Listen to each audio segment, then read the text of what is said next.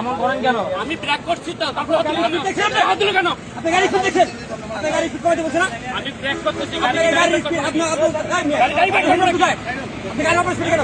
এইভাবে তো কথা বলেন না, আপনি গাড়ি কথা বলেন না, সাইড করেন, সাইড করেন, এইভাবে কথা বলেন, সাইড করেন।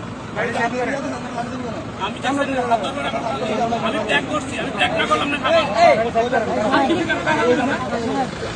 করেন, হাত দিবেন না।